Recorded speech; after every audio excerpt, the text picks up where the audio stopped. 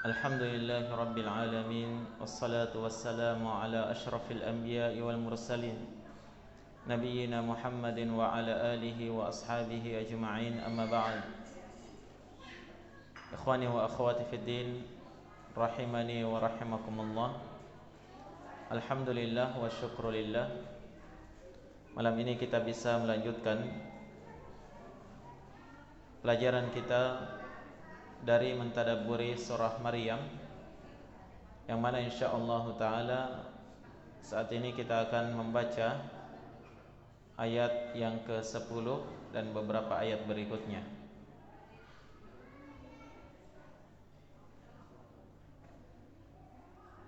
A'udzu billahi minasy syaithanir rajim. Qala rabbi ij'al li ayah. Qala ayatuka alla tukalliman nasa thalatha layalin sawiyya. Fakharaja ala qawmihi minal mihrab. Fa'awha ilayhim an سبحوا بكرة وعشيا يا يحيى خذ الكتاب بقوة وآتيناه الحكم صبيا وحنانا من لدنا وزكاة وكان تقيا وبرا بوالديه ولم يكن جبارا عصيا وسلام عليه يوم ولد ويوم يموت ويوم يبعث حيا. Allah Subhanahu wa ta'ala menyebutkan, Qala rabbi ja'al li ayah. Wahai Rabbku, buatkanlah untuk saya satu ayah. Ayah maknanya di sini adalah alamah, satu tanda. Yang mana ikhwani fillah, pada ayat sebelumnya ini kita telah membaca bahwa Allah Subhanahu wa ta'ala mengabulkan permintaan Nabi Zakaria untuk mendapatkan keturunan yang salih, yang kemudian tatkala Allah Subhanahu wa ta'ala mengabarkan akan berita gembira itu, ternyata Nabi Zakaria sendiri ta'ajjub dengan dikabulkannya permohonan tersebut dalam keadaan beliau sudah tua renta dan istrinya mandul. Maka Nabi Zakaria pada ayat ini, sebagaimana disebutkan oleh Allah di sini ya, beliau meminta, wahai Rabbku, ij'al li ayah, buatkan untuk saya satu ayah, yakni satu alamah, satu tanda yang menunjukkan bahwa saya akan mendapatkan keturunan. Nah, permintaan Nabi Zakaria di sini bukan berarti bahwa beliau ragu akan janji Allah, ragu akan pemberitaan Allah. Tidak mungkin. Beliau adalah seorang nabi dan rasul Allah ya, sementara orang yang beriman itu tidak boleh ragu akan pemberitaan dari Allah Subhanahu wa ta'ala. Apakah itu mustahil atau tidak mustahil, mungkin terjadi atau tidak mungkin terjadi, selama itu adalah pemberitaan Allah, wajib untuk kita yakini, ya kan? Terlebih lagi beliau adalah seorang nabi, tidak mungkin beliau ragu. Tapi permohonan beliau di sini minta satu tanda ini untuk menambah keyakinan beliau akan janji Allah Subhanahu wa taala tersebut. Jelas ya? Semakin kuat beliau dalam keyakinan itu. Nah, ini sebagaimana yang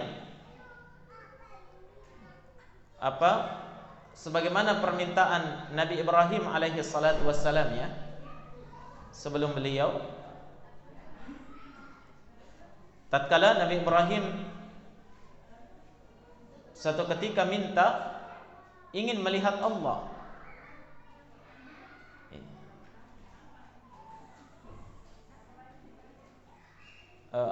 Bukan ingin melihat Allah ya, ingin melihat satu tanda kebesaran Allah,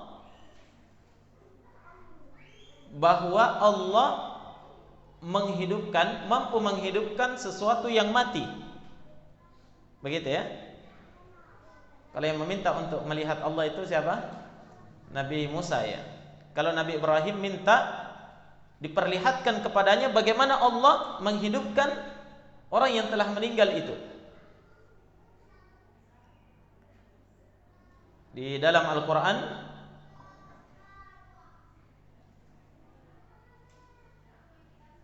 Allah Subhanahu wa taala berfirman dalam surah Al-Baqarah ya.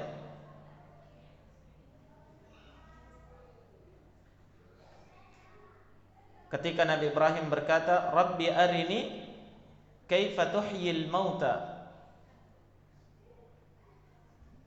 Wahai Rabbku, perlihatkan kepadaku bagaimana engkau menghidupkan sesuatu yang telah mati itu.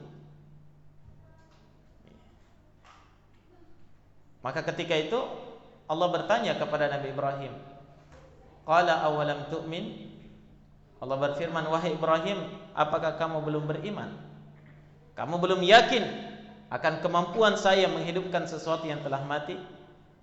Kata Nabi Ibrahim, qala bala walakin liyatma'inna qalbi. Nabi Ibrahim berkata, tidak ya Allah, saya yakin. Bahkan saya yakin dengan seyakin-yakinnya akan kemampuanmu itu. Tapi apa tujuannya minta diperlihatkan itu? Walakin liyatma'inna qalbi.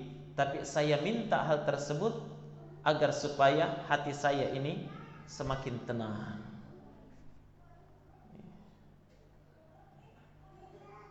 Maka Allah perintahkan ya, sebagaimana dalam surah Al-Baqarah itu bisa antum lihat nanti ya.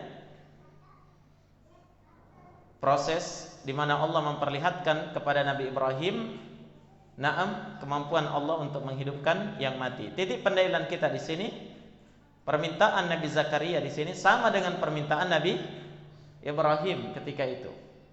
Ya, permintaan untuk diberikan satu tanda itu bukan menunjukkan keraguan beliau terhadap kemampuan Allah, tapi untuk semakin meyakinkan dia dan menenangkan hatinya. Artinya apa? Kalau sudah ada tandanya bahwa istrinya akan melahirkan keturunan, maka semakin tenang hatinya, ya kan? Semakin senang dia. Ini yang diminta oleh Nabi Zakaria. Maka Allah Subhanahu wa taala lagi-lagi mengabulkan permintaan beliau. Kata Allah, Allah berfirman, ayatuka, tanda bagimu wahai Zakaria adalah alla tukalliman nasa thalatha layalin sawiyya, yaitu tatkala nanti kamu tidak akan mampu berbicara kepada manusia, tidak bisa bicara kepada orang. Thalatha layalin, 3 malam, sawiyya, dalam keadaan kamu sehat, bukan sakit, bukan bisu, bukan tuli, bukan ya, tapi dalam keadaan sehat wal afiat, tapi kamu tidak bisa bicara kepada orang lain. Artinya apa ikhwan? Kalau kamu sudah dapatkan tanda itu, kamu sudah rasakan itu, itulah tanda akan kebenaran janjiku ini.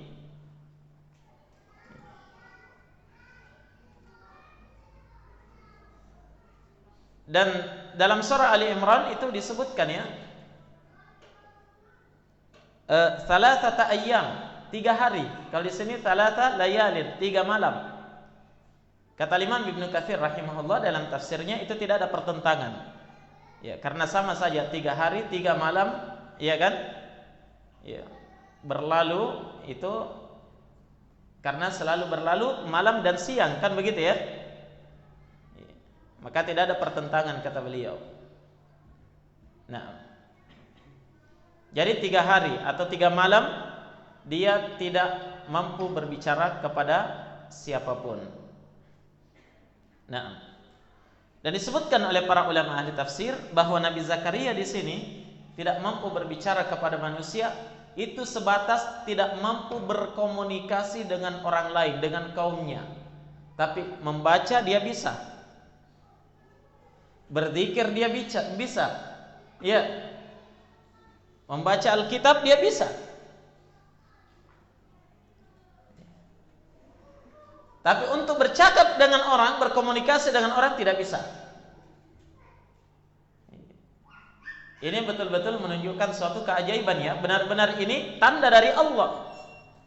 Karena seandainya dia tidak bisa bicara, pasti ya menurut kebiasaan manusia kan, tidak bisa membaca, pokoknya tidak bisa menggunakan lisannya untuk berbicara ya. Berzikir juga tidak mampu. Tapi kalau ini Nabi Zakaria bisa berzikir. Buktinya mana? Ya, disebutkan oleh jumhur ulama ya. Ini adalah pendapat jumhur ulama ahli tafsir bahwa beliau itu mampu membaca, mampu berzikir itu dalam surah Ali Imran tadi yang saya sebutkan. Di situ disebutkan qala rabbi ja'alli ayah.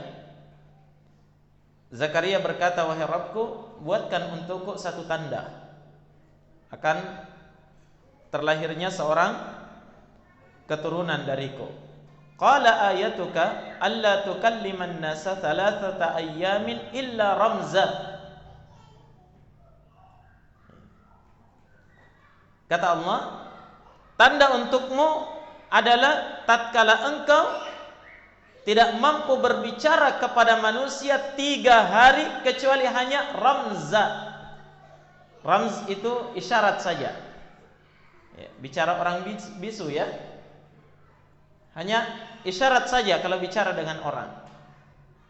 Kemudian kata Allah, wadhkur rabbaka katsira, dan berzikirlah engkau kepada Rabbmu, banyak-banyaklah engkau berzikir kepada Rabbmu, wasabbih bil ashiyyi wal ibkar, dan bertasbihlah engkau di waktu sore dan pagi hari.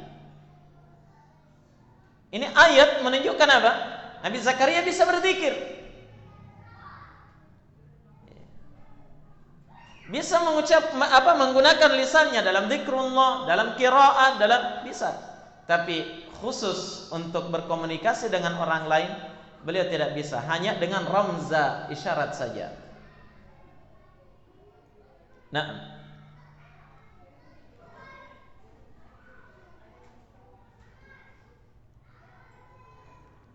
kemudian Allah Subhanahu wa taala berfirman pada ayat berikutnya, fa kharaja ala qaumihi minal mihrab.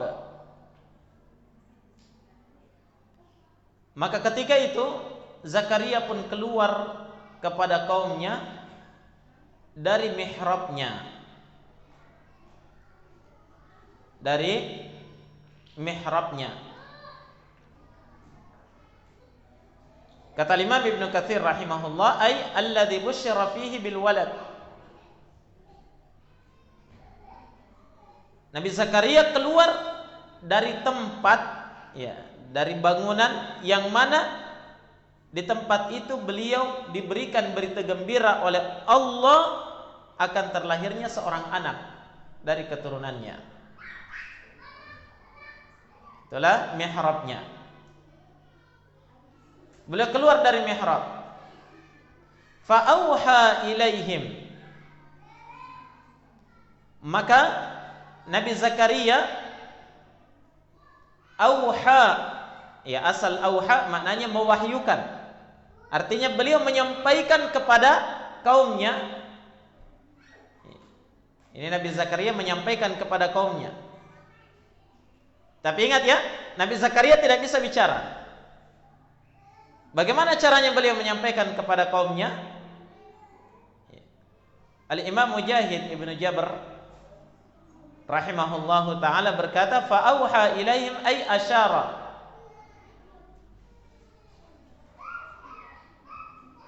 Maka beliau memberikan wahyu kepada mereka, maknanya berisyarat. Memberikan isyarat dengan kalimat-kalimat orang bisu ya, kepada kaumnya, bahwa akan lahir darinya seorang anak. Seperti itu. Allah telah mewahyukan kepadanya, Allah telah menjanjikan.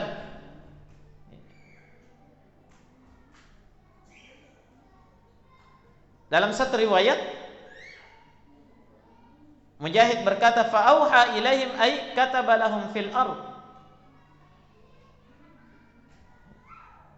Nabi Zakaria memberikan wahyu kepada mereka, maksudnya Nabi Zakaria menulis untuk mereka di tanah.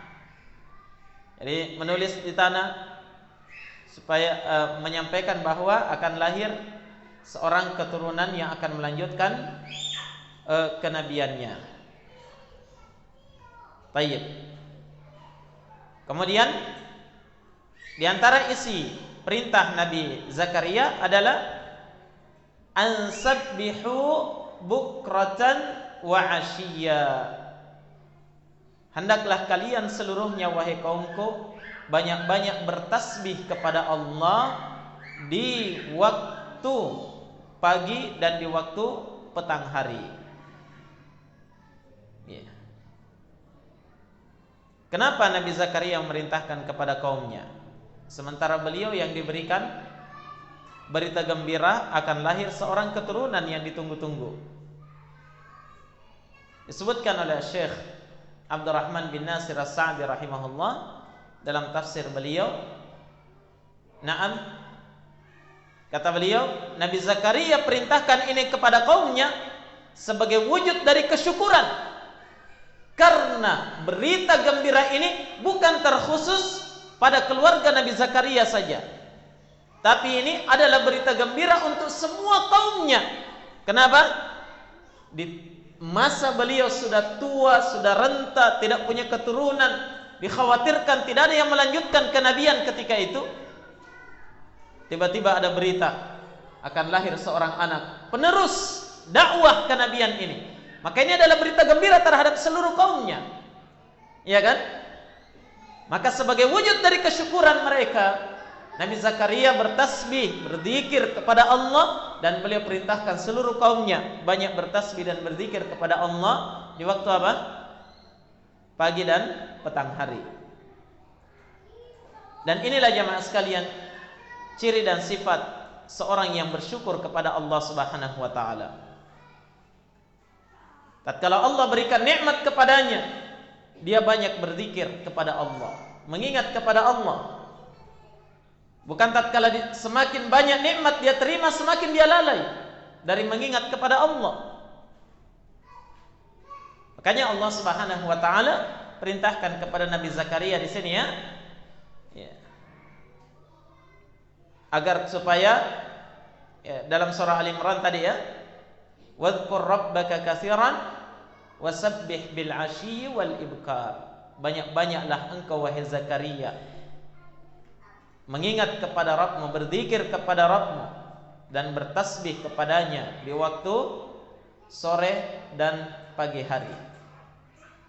Nah, oleh karena itu jamaah sekalian, harusnya kita semakin sadar di saat tatkala Allah memberikan kepada kita nikmat, nikmat itu harus semakin kita syukuri. Di antara wujud kesyukuran kita adalah syukur bil lisan. Syukur dengan apa? Dengan lisan kita banyak berzikir kepada Allah, banyak mengingat kepada Allah, banyak menyebut-nyebut nikmat itu sebagai wujud kesyukuran kita kepada Allah. Iya, alhamdulillah saya diberikan kesehatan. Nah, maka dia banyak berzikir, mengingat kepada Allah. Bukan hanya ketika dia mendapatkan nikmat itu tiba-tiba dia alhamdulillah, itu saja. Setelah itu lupa kepada Allah. Tapi orang yang bersyukur, dia senantiasa berzikir, bertasbih, bertahmid, bertahlil kepada Allah tiap pagi dan petang hari. Semakin banyak nikmat yang dia terima, semakin banyak zikirnya kepada Allah. Kapan tidak demikian jamaah? Khawatir nikmat itu merupakan istidraj, perlalaian kepada diri seorang hamba. Kata Nabi sallallahu alaihi wasallam, "Idza ra'aita Allah yu'til 'abda bima yuhib wa huwa 'ala ma'asi fa'lam annama huwa istidraj." Jika engkau melihat seorang hamba, jika engkau melihat Allah memberikan nikmat kepada seorang hamba, memberikan setiap keinginannya, bima yuhib, apa yang dia cintai, apa yang dia inginkan, apa yang dia harapkan, apa yang dia usahakan, Allah beri semuanya. Tapi dia di atas maksiatnya, dia di atas kelalaian. Nah, kata Nabi, fa'lam, ketahuilah, annama huwa istidraj. Nikmat yang Allah berikan kepadanya itu hanyalah istidraj, perlalaian.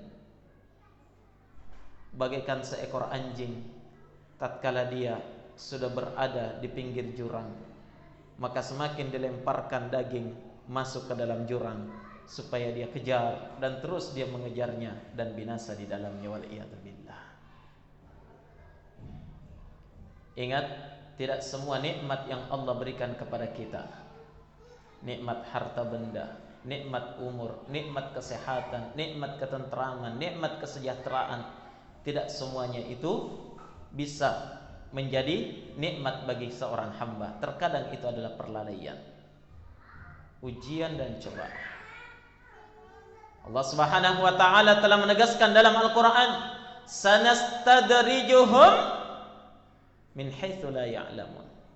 Pasti kami akan berikan istidraj kepada mereka dari arah yang mereka tidak sangka-sangka.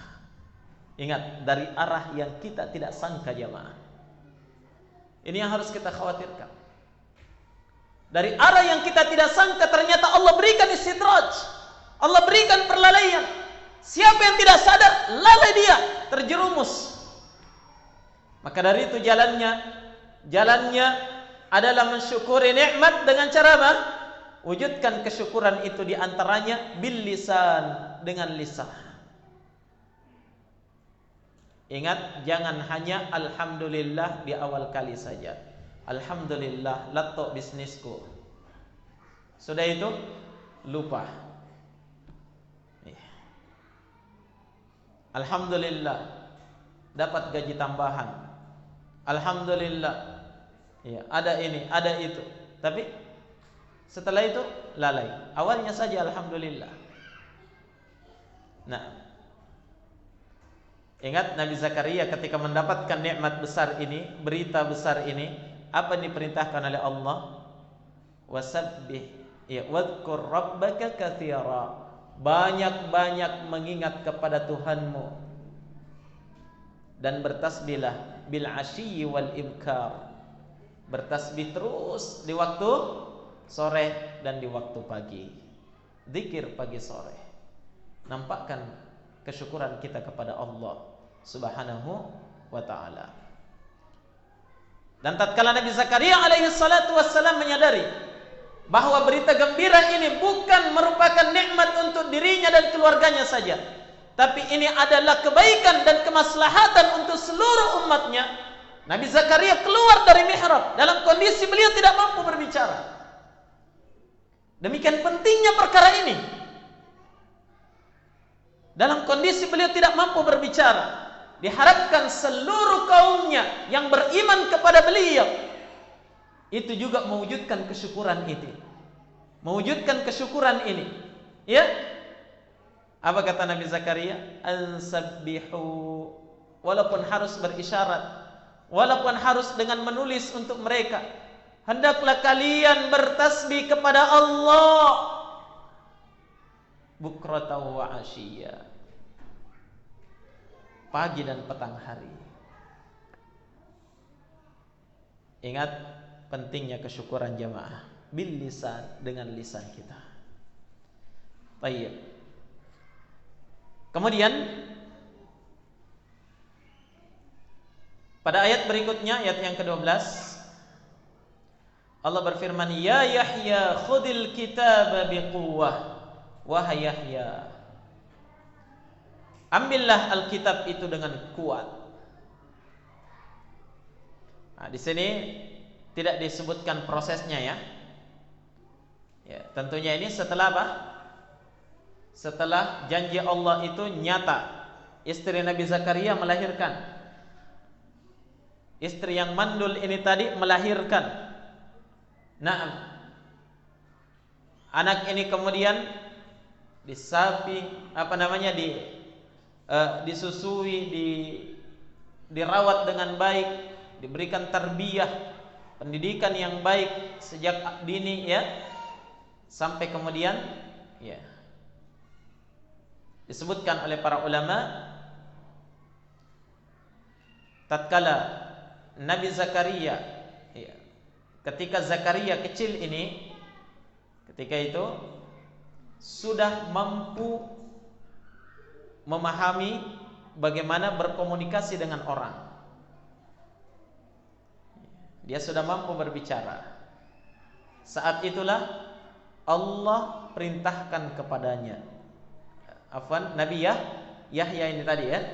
Yahya yang kecil ini, dia sudah bisa berkomunikasi, maka Allah Subhanahu wa taala berfirman kepadanya, ya Yahya, wahai Yahya, khudil kitaba biquwwah, ambil Alkitab dengan kuat. Pertanyaannya adalah, kitab apa yang diperintahkan di sini? Apakah Yahya punya kitab sendiri yang diwahyukan kepadanya? Jawabannya tidak. Beliau Nabi dan Rasul Allah, namun disebutkan oleh para ulama, kitab yang diperintahkan di sini yakni kitab Taurat. Masih kitab Taurat yang diturunkan kepada Nabi Musa alaihi salatu wassalam. Ini yang disebutkan oleh Imam Ibnu Katsir rahimahullah. Kata beliau, wa huwa at-Taurat allati kanu yudarisunaha bainahum wa yahkumu biha an-nabiyyun alladzina aslamu lilladzina hadu war-rabbaniyuna wal ahbar. Dan dia adalah kitab Taurat yang mereka senantiasa ajarkan di antara mereka, dan para nabi-nabi itu berhukum dengannya. Jadi kitab Taurat ini diturunkan kepada Nabi Musa, tapi itu diajarkan dan dijadikan pedoman terhadap beberapa nabi-nabi setelah beliau, setelah Nabi Musa. Nah, yang mana para nabi ini adalah para nabi yang telah berislam. Mereka adalah orang-orang yang menganut agama Yahudi ketika itu ya, sebelum datangnya Islam, dan mereka adalah para rahib dan pendeta, ya, senantiasa mengajarkan kitab Taurat ini. Jadi para nabi, para rahib, para pendeta itu senantiasa mengajarkan kitab Taurat yang diturunkan kepada Nabi Musa ini. Di antara nabi yang mengajarkannya ini adalah Nabi Yahya. Allah perintahkan langsung kepada beliau, ya Yahya, wahai Yahya, khudil kitaba biquwwah, ambil Alkitab yakni Taurat dengan kekuatan penuh. Apa maknanya biquwwah? Kata Ibnu Katsir rahimahullah, ai bijiddin wa hirsin wa ijtihad. Ambil Alkitab dengan kuat, maknanya adalah dengan sungguh-sungguh dan semangat dan upaya yang sangat kuat. Ini contoh seorang yang berhasil di dalam beragama, mempelajari Alkitab, memegang teguh Alkitab, bukan setengah-setengah, bukan asal-asalan. Makanya Allah perintahkan di sini kepada Yahya, khudil kitab, ambil Alkitab, yakni pelajari, bikuwah, dengan kekuatan, yakni dengan semangat, dengan upaya yang sangat keras, dengan kesungguhan luar biasa. Kenapa? Karena Kitabullah kalau tidak dilakukan seperti ini, maka kita tidak akan mendapatkan apa-apa. Faham? As-Sa'di rahimahullah menyebutkan dalam tafsirnya, kata beliau, makna khudil kitab, ambil kitab itu dengan kuat, maknanya adalah, kata beliau, hafalkan. Ambil Alkitab itu maknanya hafalkan lafaz-lafaznya, bihifdhi alfadhih, dengan menghafalkan lafaz-lafaz Alkitab itu. Selanjutnya kata beliau, dan dengan mempelajari isi dan kandungannya, wa ta'allumi, mempelajari isi dan kandungan daripada kitab Taurat itu. Apalagi? Selanjutnya kata beliau, dengan mengamalkan apa yang terkandung di dalam kitab Taurat. Inilah orang yang benar-benar mengambil Alkitab. Demikian pula umat Muhammad harus mengambil kitab, yakni Al-Quran, dengan kuat, dengan kekuatan penuh, dengan semangat yang besar, dengan upaya yang sangat keras, baru bisa berhasil membacanya, menghafalkan lafaz-lafaznya. Naam, pelajari isi dan kandungannya, yakini, amalkan apa yang telah kita pelajari dan kita yakini, baru bisa berhasil. Kalau hanya setengah-setengah saja, maka dari itu Allah perintahkan dalam Al-Quran, udkhulu fis silmi kaffah, masuk ke dalam al-Islam dengan kaffah, menyeluruh. Artinya apa? Jangan setengah-setengah, jamaah sekalian. Belajar Quran hanya dijadikan sambilan, tidak akan berhasil.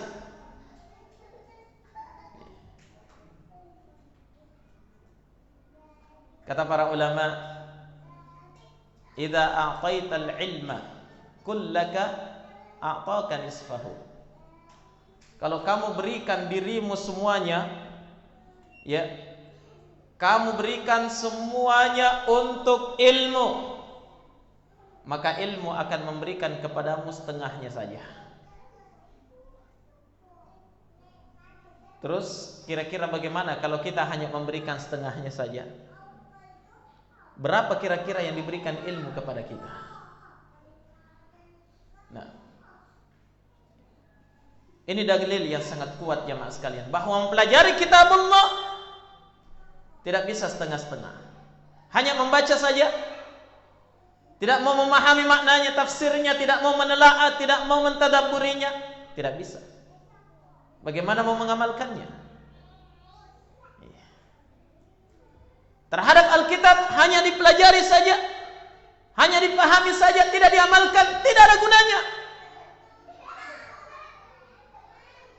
Allah perintahkan, ambil Alkitab dengan kuat, dengan kekuatan penuh, dengan seluruh energi yang kita miliki. Setiap potensi yang Allah telah berikan kepada kita, manfaatkan untuk Alkitab.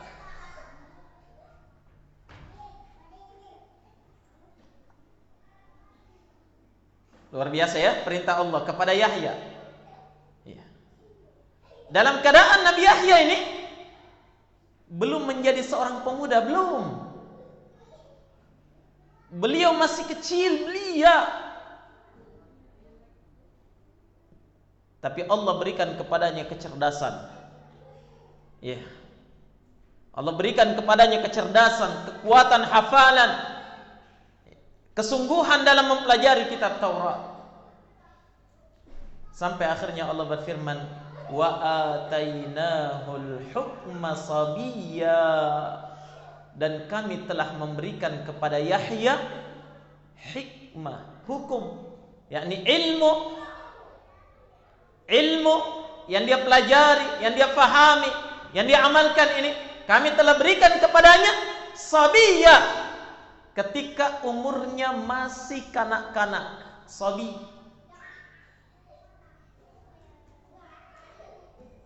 sudah hafal, faham maknanya.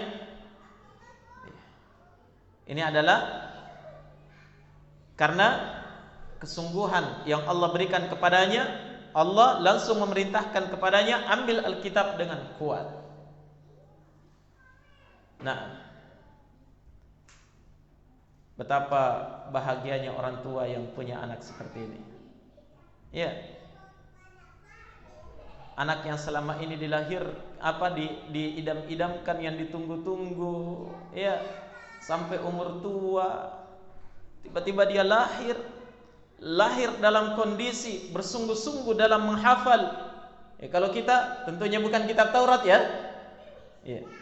Menghafal kitab Al-Quran, dia fahami isi dan kandungannya ketika dia masih kecil, ketika dia masih belia. Luar biasa betapa bahagia orang tuanya.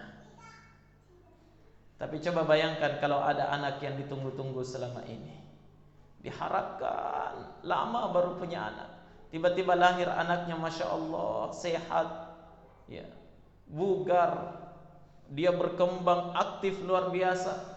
Ya, setelah dia menginjak remaja, dia sudah mulai menentang orang tuanya. Disuruh ke kiri, lari ke kanan. Nah, diminta menghafal Al-Quran, baca Al-Quran, pelajari Al-Quran, dia lebih memilih gadget. Ketika orang tuanya mengharapkan dia memiliki cita-cita menjadi seorang alim ulama, dia mengatakan tidak. Apa cita-citanya, nak? Mau jadi YouTuber, supaya punya banyak subscriber, terkenal. Masya Allah, sakit hati orang tuanya. Tapi Nabi Yahya, anak yang ditunggu-tunggu ini, subhanallah, benar-benar dia tidak mengecewakan orang tuanya. Coba lihat, ya. Ini yang pertama. Sejak belia, Allah sudah berikan ilmu, kekuatan hafalan, kekuatan pemahaman yang luar biasa terhadap kitab Taurat. Pada ayat berikutnya Allah akan sebutkan beberapa sifat-sifat yang luar biasa terhadap Nabi Yahya. Baik, insyaallah kita akan baca di malam berikutnya, yassarallahu lana. Nah, naktafi bihadzal qadar. Jazakumullahu khairan wa barakallahu fikum. Subhanakallahumma bihamdik, asyhadu an la ilaha illa anta, astaghfiruka wa atubu ilaik. Tafadhalu wa hayakum.